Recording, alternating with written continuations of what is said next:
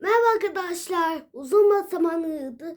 Küçük Prens masalı masalı adlı hikayesi okuyalım.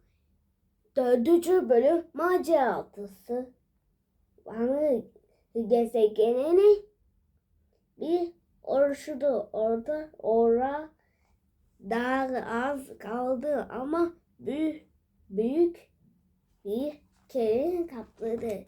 Dizi boş oldu. Şimdi aslında ses etme dem duman sonra oldu.